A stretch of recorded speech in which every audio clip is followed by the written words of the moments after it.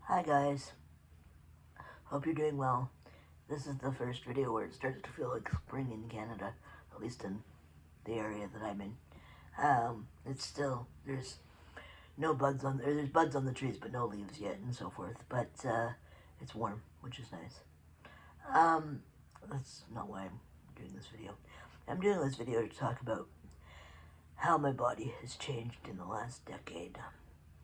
Now, before I say that, I only need to say that CP itself is a stable condition. In theory, your body shouldn't change. But then there's the compound interest, if you will, of aging with a muscle-focused disability. And the reality is my body has changed.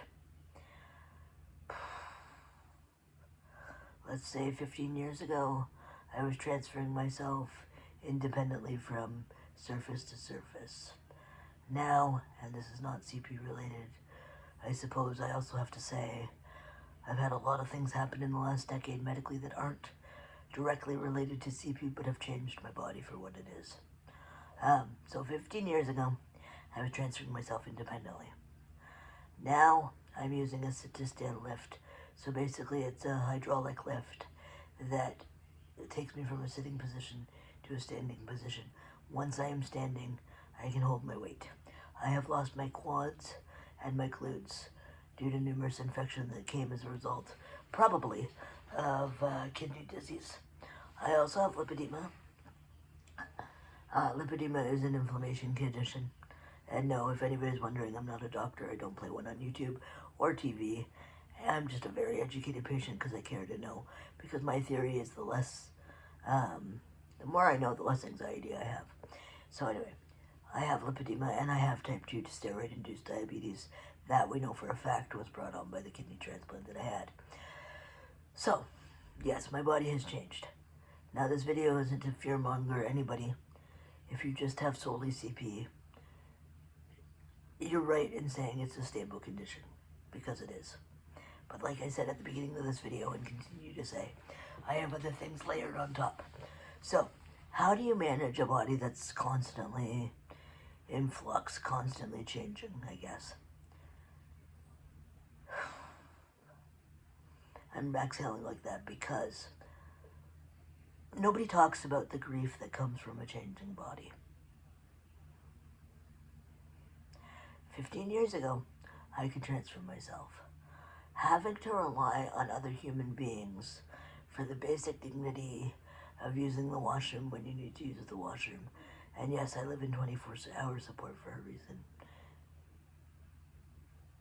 Is an adjustment. Not because you require the help.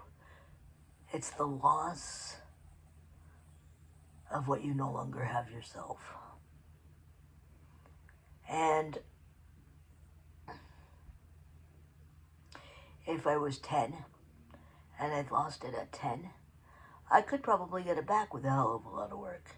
But I'll be 40 in June, you guys. And